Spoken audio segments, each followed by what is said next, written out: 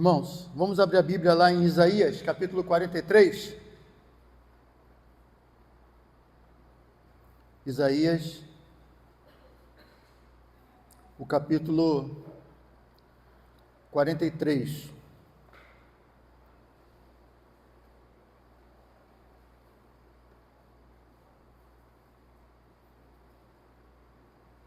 A partir do versículo 16 ao versículo 21.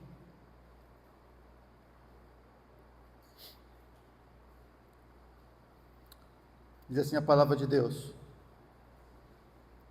Isaías 43, de 16 a 21.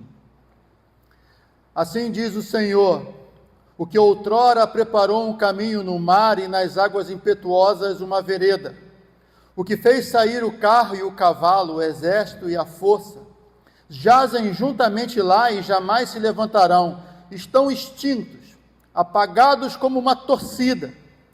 Não vos lembreis das coisas passadas, nem considereis as antigas. Eis que faço coisa nova, que está saindo à luz, porventura não o percebeis? Eis que porei um caminho no deserto, e rios no ermo. Os animais do campo me glorificarão, os chacais e os filhotes de avestruzes, porque porei águas no deserto e rios no ermo, para dar de beber ao meu povo, ao meu escolhido, ao povo que formei para mim, para celebrar o meu louvor. Irmãos, nós estamos numa trilha que, dentro de um período litúrgico, que nós chamamos de Quaresma, que é o período em que nós devemos refletir a respeito dos nossos pecados, das nossas falhas, e buscar, né, a comunhão com Deus, o arrependimento, e nós vimos textos que tentam fazer com que nós possamos refletir a respeito das nossas próprias vidas. Agora, o nosso Deus, através do profeta Isaías, está querendo que, dentro desse processo que nós passamos de reflexão, que nós andemos em mais um passo. E qual é o passo? O passo de olhar para frente.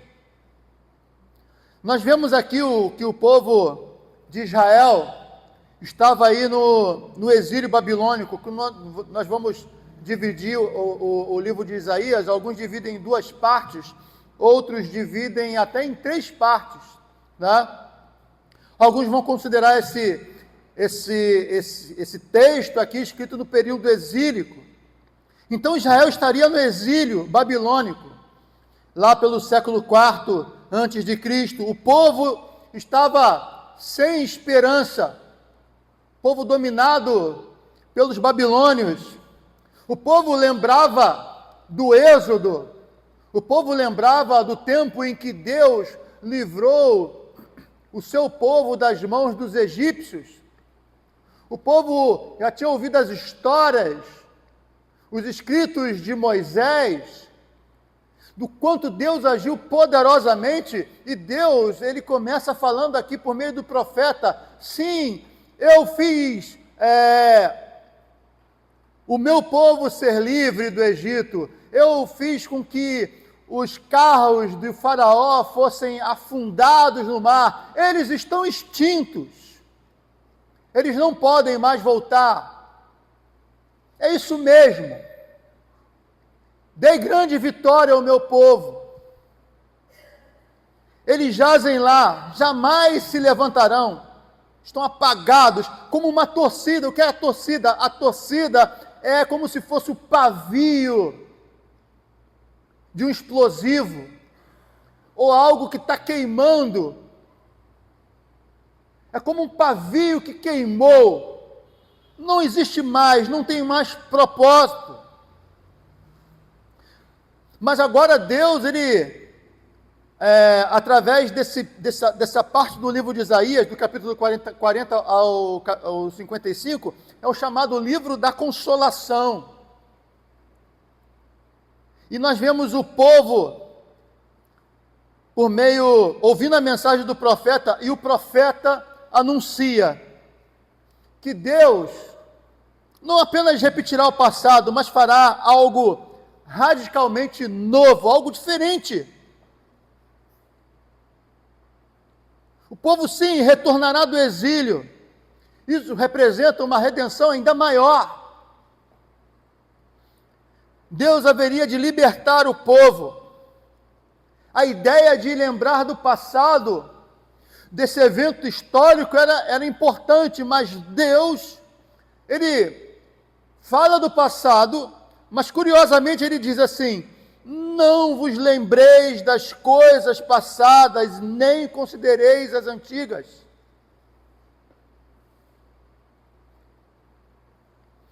E aí, Deus está dizendo que vai fazer coisa nova, algo novo.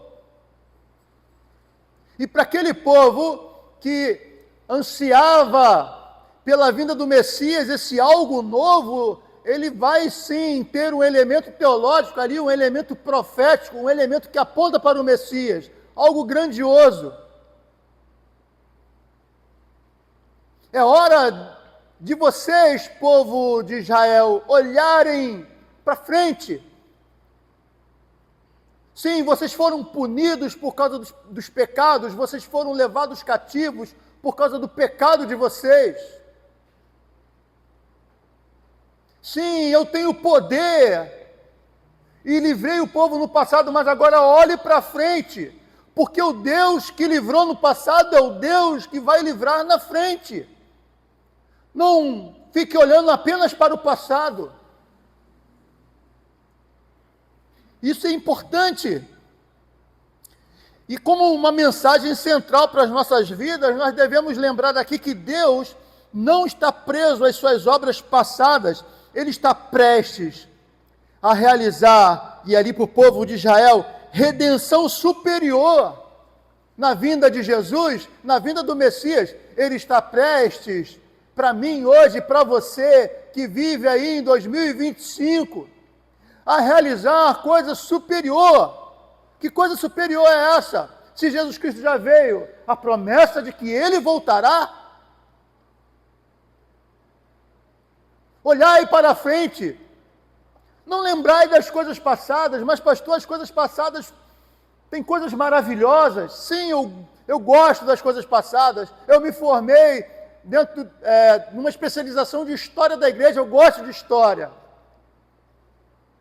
Mas existe um sentido em que você pode ver a história de maneira sadia, ou você pode ver a história de maneira idolátrica. Quando você vê a história de maneira sadia, ela te impulsiona para frente. Mas quando você vê a história de maneira idolátrica, ela finca os seus pés na terra e você não consegue mais dar um passo. Ela te prende. Mas nós cremos num Deus que é Deus do passado, mas é Deus do presente e é Deus do futuro. E Ele quer que o povo de Israel agora olhe para frente. Tá bom, já lembrou das coisas passadas? Acabei de lembrar para vocês. Agora olha para frente. Mas nós temos aí um problema espiritual. A idolatria do passado. O apego às glórias antigas, ou às derrotas que paralisam a fé no presente. O povo de Israel passou por esse problema. Os irmãos vão lembrar que quando o povo se afastou do Senhor lá no deserto, Deus mandou serpentes, que morderam muitas pessoas, e eles foram feridos de morte. E aí clamaram a Moisés, Moisés clamou ao Senhor, e Deus falou para que se construísse uma serpente de bronze. E as pessoas deveriam olhar para aquela serpente, já prefigurando a cura do Messias, aquele que haveria ser levantado na cruz. E aqueles que olhavam para a serpente eram curados. Que coisa maravilhosa, que evento impressionante, mas eles idolatraram o evento e décadas e décadas e décadas depois, eles estavam se prostrando e adorando aquela serpente. E aí aquela serpente teve que ser destruída.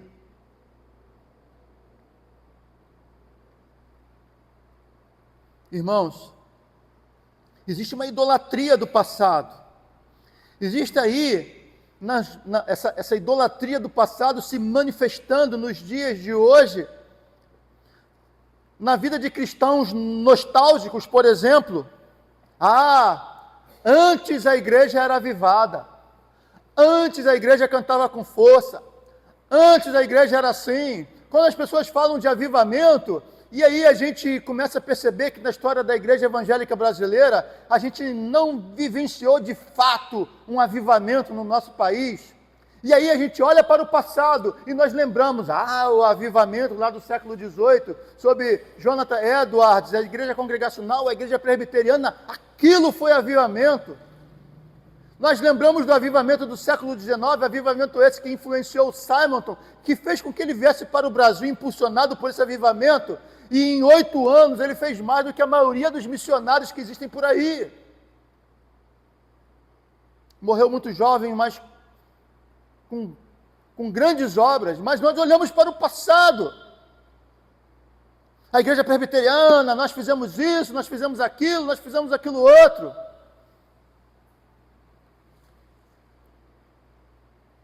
Para de olhar para o passado. É hora de olhar para frente. Se o passado não te impulsionar para frente, isso é idolatria.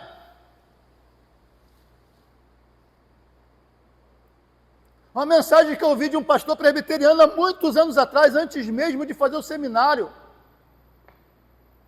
E ele dizia o seguinte: o grande perigo de nós transformarmos o evento em monumento. Nós transformamos o evento em monumento.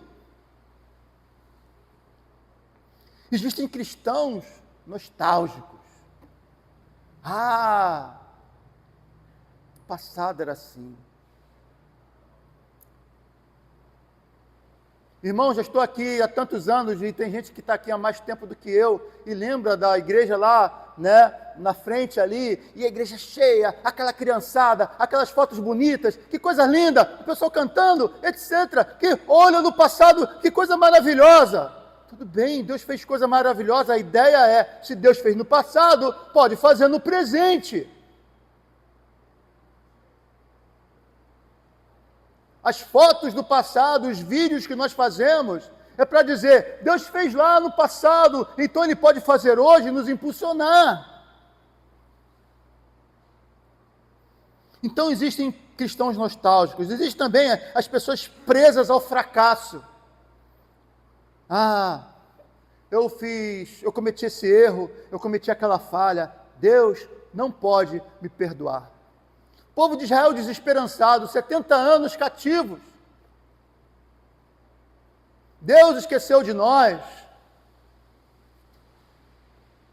Aí Deus, por meio do profeta, disse: eu livrei vocês no passado, livrei vocês do Egito, peguei lá o cavaleiro e o cavalo, com charrete, com o soldado, com tudo, botei debaixo d'água, eles se extinguiram debaixo do meu poder. Vocês sabem disso, mas para de olhar para o passado, porque o que eu fiz no passado, eu posso fazer no presente e hei de fazer no futuro. Se você pecou no passado, o Deus que te puniu no passado pode te perdoar no presente e fazer você progredir no futuro. Peça perdão ao Senhor. Mas tem gente vivendo sob culpa, mesmo de ter confessado o seu pecado. Vive sob culpa o tempo todo. São pessoas presas ao pecado passado, presas ao fracasso.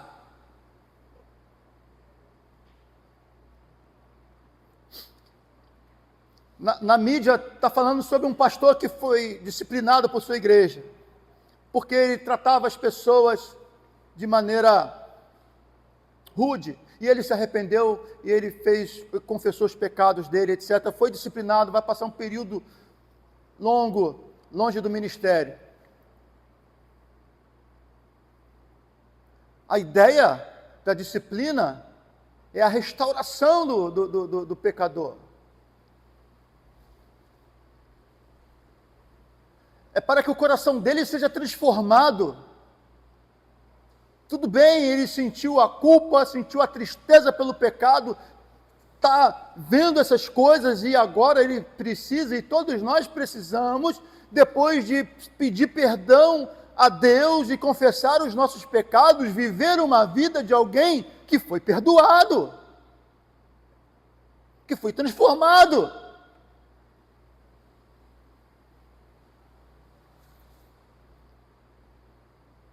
E existem também, não apenas os cristãos nostálgicos e as pessoas presas ao fracasso, mas existem os materialistas práticos. Eles dizem assim: Deus agiu no passado, mas hoje está distante. Veja, irmãos, essas histórias maravilhosas do passado soam como contos de fada, mas amanhã você vai pegar aquele ônibus doído, o BRT, o trem, tudo vai continuar do mesmo jeito, as pessoas vão continuar falando das mesmas coisas. Essas historinhas do passado são bonitinhas, mas o dia a dia é duro, é isso que eles vão dizer para vocês. Mas você vai se negar a isso, e você vai dizer: não, o meu Deus está comigo dentro desse ônibus, o meu Deus está comigo dentro desse trem, e Ele tem um projeto para a minha vida, e esse projeto já está escrito, é Cristo, e Cristo ressurreto, e Cristo vindo em glória. Esse é o projeto de Deus para a minha vida, e tudo que vier além disso é lucro. Porque o Deus que livrou o povo de Israel do Egito, o Deus que livrou o seu povo do cativeiro babilônio, que fez com que o povo reerguesse o templo, e que mandou o seu Filho unigênito morrer numa cruz e ressuscitar para a nossa salvação, Ele está fazendo obra maravilhosa, e Ele vai trazer o seu Filho de volta, em glória. Você crê nisso? Então olha para frente. É hora de olhar para frente. As coisas do passado foram maravilhosas, mas elas devem te impulsionar para frente. E aqui nesse texto ele é maravilhoso,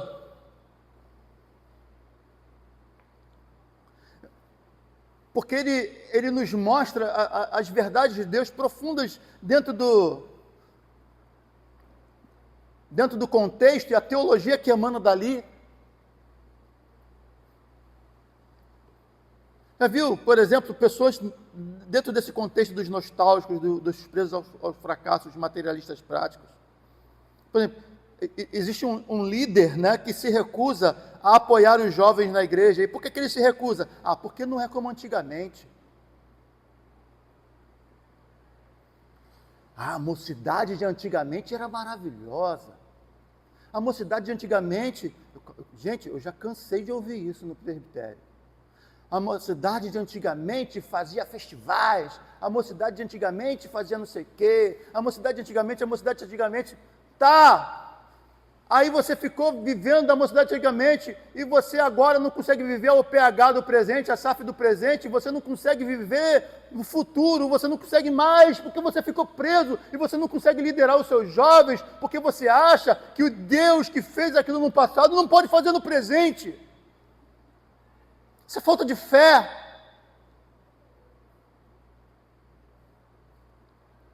Mas quando nós olhamos o texto, o que nós vemos aqui? A doutrina da soberania de Deus, que nos ensina que Ele não é limitado por suas obras passadas. Versículo 19. O seu caráter é imutável, mas os seus métodos são surpreendentes. Eis que faço coisa nova. As pessoas olham para essa doutrina maravilhosa também da imutabilidade de Deus e pensa que Deus está estático. Ele não muda, Ele não fala, Ele não anda, Ele não pensa, Ele fez uma coisa no passado e as coisas vão permanecer do mesmo jeito. Você morreu desse jeito, mas Deus está muito vivo, eu trabalho e o meu Pai trabalha até hoje, diz o Senhor Jesus, fazendo coisas surpreendentes, fazendo coisas maravilhosas, mas os nossos olhos estão cegos para ver. Olhe para o seu lado, o material humano que tem nessa igreja, que pode fazer a obra de Deus de maneira surpreendente. Algo grande pode ser feito na igreja presbiteriana de Boa Esperança, você crê nisso? Glória a Deus, porque a soberania de Deus ensina que Deus não está limitado às suas obras do passado, Ele pode fazer grandes obras hoje. Nós temos também aqui a graça transformadora, a coisa nova. O texto ele é impressionante, irmãos, e ele diz: eis que faço coisa nova, que está saindo à luz. E ele pergunta: porventura não percebeis? Vocês não estão vendo? Vocês deveriam estar vendo, está diante dos vossos olhos. Mas como é que eu vou olhar para a coisa maravilhosa que está acontecendo ali, perto ali do Darismá e do Mel, que se eu estou olhando para cá? O tempo todo estou olhando para trás.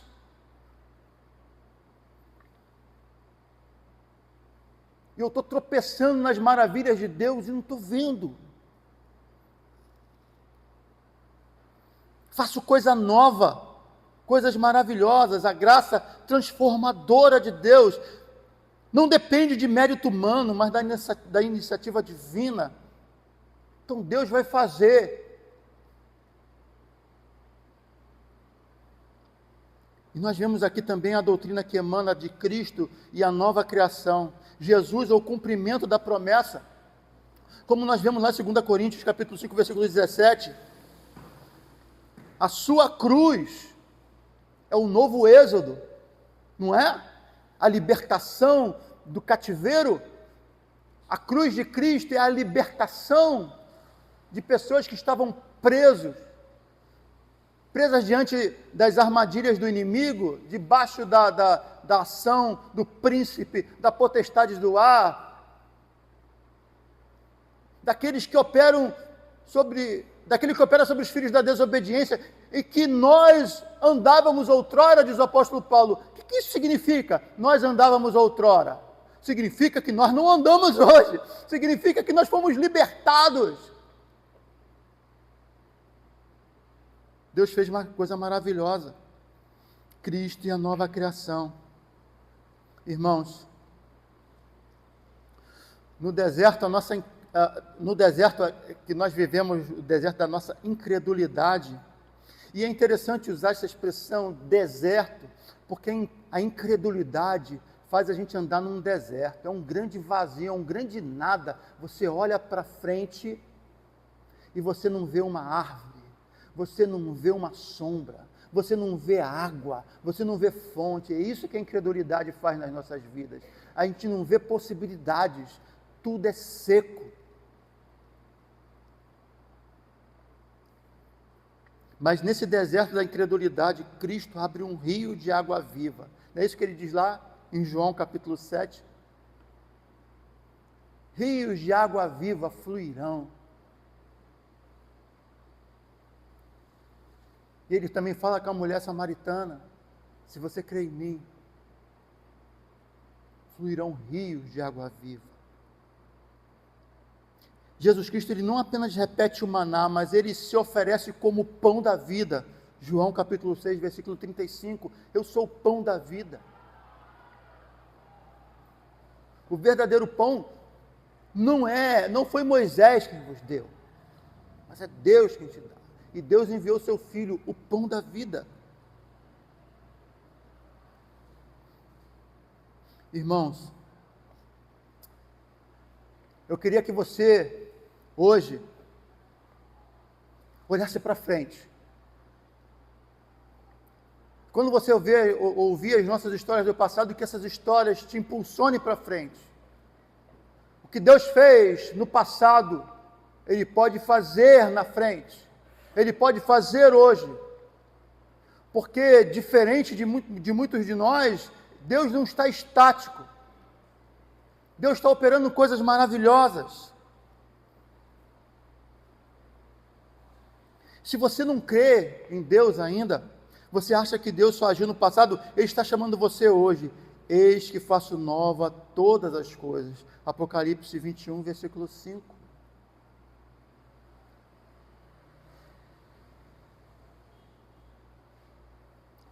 Se você está aprendendo a crer, você crê no Senhor Jesus, mas você ainda está imaturo na fé. E você ainda está lembrando dos seus pecados passados.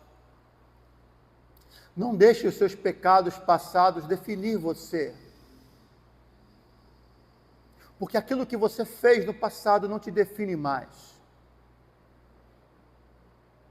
Quem te define hoje é o próprio Cristo. Você agora é filho de Deus. Você é um redimido. Você é nação santa, sacerdócio real, propriedade exclusiva de Deus, para proclamar as virtudes de quem? Daquele que nos tirou das trevas para a sua maravilhosa luz. Olha que coisa maravilhosa, Ele nos transformou nessa obra maravilhosa, sacerdotes, nação santa, com um projeto de vida que não é ficar olhando para o passado, mas ser proclamador daquele que nos libertou. Se você já está na igreja há muito tempo, você é um cristão amadurecido, Deus pode estar usando um jovem, um estilo de música diferente, ou uma crise para fazer algo novo. Você é crente há muito tempo, não desista. Deus me ensinou muito depois que comecei a participar do Ministério de Louvor. Porque eu tenho que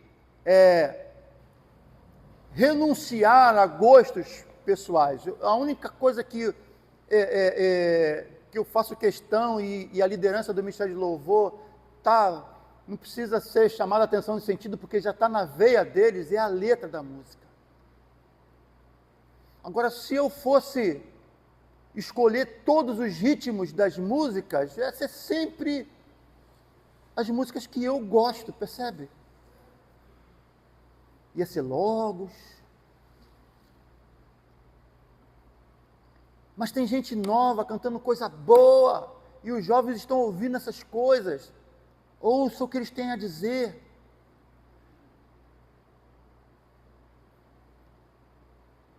Se a letra for ruim, olha, irmão, essa melodia é maravilhosa, mas essa letra não presta, então vamos mudar, vamos trocar aí. Mas se a letra é boa, mas a melodia está chamando a atenção de todo mundo, menos a sua, é hora de você ceder um pouquinho. É hora de você ceder. Olha para frente.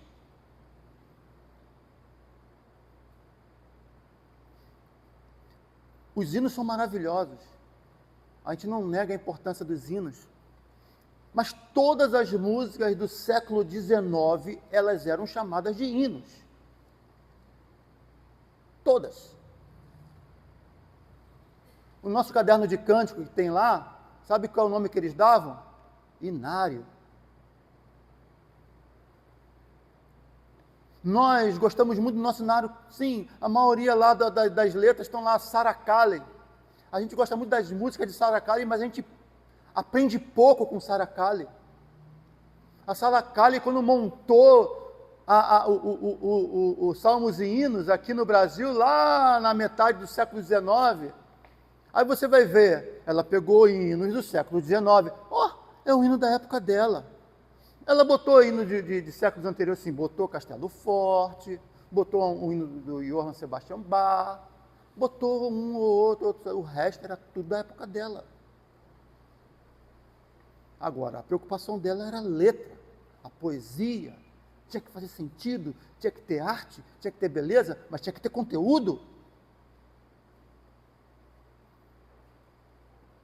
Então, quando a gente idolatra o inário, nós temos um problema.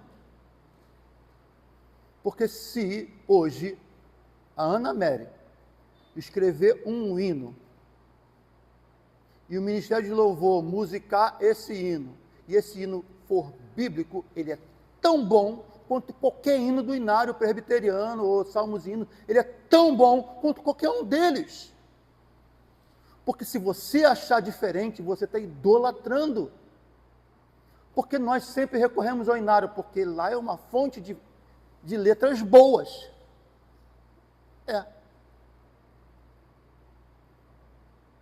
Mas não é que a gente vai idolatrar aquilo ali. Olha para frente. Olha para frente. Não joga o inário lá fora, não. Mas olha para frente. Vamos continuar cantando os hinos. Que tal repaginar o hino? Que tal cantar o hino num ritmo diferente? Tem crente fazendo assim, ó.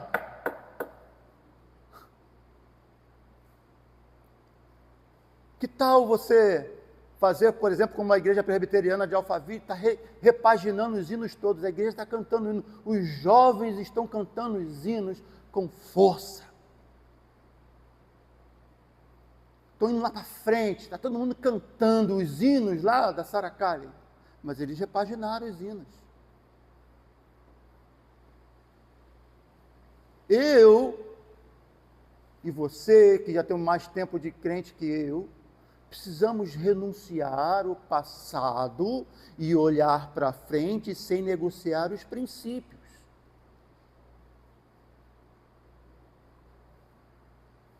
Irmãos, arrependa-se da nostalgia que paralisa ou da descrença que insiste em controlar Deus. Creia que Ele ainda faz o impossível. Dependa do Espírito Santo. Feche os olhos, ore ao Senhor, onde você precisa crer que Deus pode fazer algo novo. Aqui na igreja, no seu trabalho, na sua vida, na sua casa, onde Deus precisa fazer algo novo. Deus pode fazer infinitamente mais do que tudo quanto pedimos ou pensamos, conforme o seu poder que opera em nós. A Ele seja a glória. Amém, irmãos? Vamos orar ao Senhor, que Deus nos abençoe e aplique aos nossos corações o ensino da sua palavra. Queria pedir a nossa irmã Débora, que nos eleva a Deus, numa oração de dedicação ao Senhor.